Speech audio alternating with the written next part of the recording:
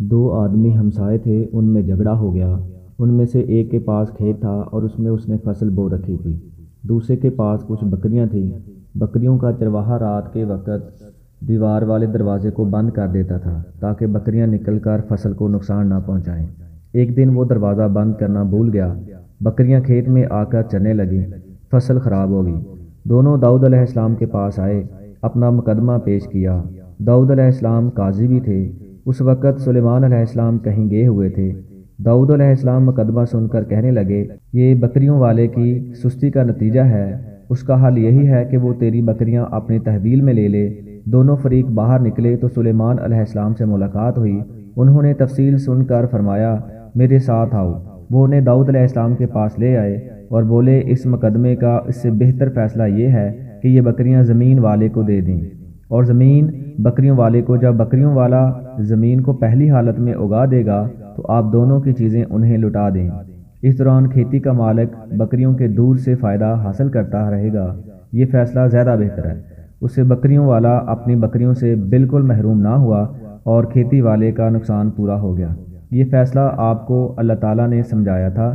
اللہ تعالیٰ سورۃ الانبیاء آیت 89 میں فرماتے ہیں، ہم نے اس کا صحیح فیصلہ سلیمان کو سمجھا دیا۔ ہاں، ہر ایک کو ہم نے علم و حکمت سے نوازا تھا۔ اسی قسم کا ایک واقعہ بیان ہوا ہے کہ دو عورتیں اپنا مقدمہ داؤد علیہ السلام کے پاس لائیں۔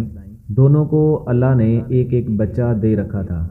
ایک بھیڑیے نے حملہ کر کے بڑی عمر والی کا بچہ چیر پھاڑ ڈالا۔ عورت چلاک تھی، اس نے چھوٹی عمر والی کا بچہ چھین لیا کہ یہ میرا بچہ ہے۔ داؤد علیہ السلام نے دیکھا بچہ بڑی عورت کے پاس ہے تو اس کے حق میں فیصلہ دے دیا۔ سلیمان علیہ السلام نے داؤد علیہ السلام سے اجازت چاہتے ہوئے کہا کہ میں اس مقدمے کا فیصلہ کر سکتا ہوں۔ انہوں نے اجازت دے دی۔ سلیمان علیہ السلام نے عورت سے کہا، بچہ مجھے دے دو۔ بچہ ہاتھ میں لے کر انہوں نے تلوار نکالی اور دونوں عورتوں سے فرمایا، میں اس کے 2 ٹکڑے کر دوں گا، تم دونوں میں برابر برابر تقسیم کر دوں گا۔ یہ سن کر بڑی عورت بولی کہ ٹھیک ہے، جبکہ چھوٹی عورت ممتا کی وجہ سے چلا اٹھی کہ اب اسے زندہ رہنے دیں اور اسے دے دیں۔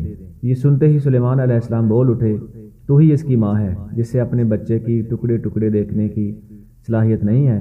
پھر بچہ اسے دے دیا۔ 31واں واقعہ قرآن پاک میں یوں بیان کیا گیا ہے، سورۃ النمل آیت 17 اور 18 میں ہے، سلیمان کے سامنے ان کے تمام لشکر جنات، انسان اور پرندوں میں سے جمع کیے گئے، ہر قسم الگ الگ کھڑی کر دی گئی۔ جب وہ چیونٹیوں کے میدان میں پہنچے تو ایک چیونٹی نے کہا، اے چیونٹیوں، اپنے اپنے گھروں میں گھس جاؤ، ایسا نہ ہو کہ بے خبری میں سلیمان اور ان کا لشکر تمہیں روند ڈالے۔ ان تمام لشکروں کو اکٹھا کیا گیا تھا۔ اللہ تعالیٰ نے چیونٹیوں کی یہ بات سلیمان علیہ السلام کو سنوا دی۔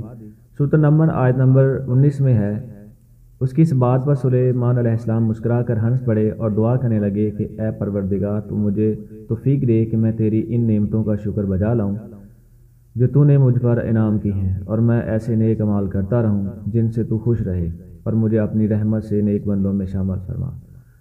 آمین۔ اللہ پاک ہم سب کو نیک عمل کرنے کی توفیق عطا فرمائے۔ ویڈیو اچھی لگی تو کمنٹ کریں، چینل کو سبسکرائب کریں۔ اللہ حافظ۔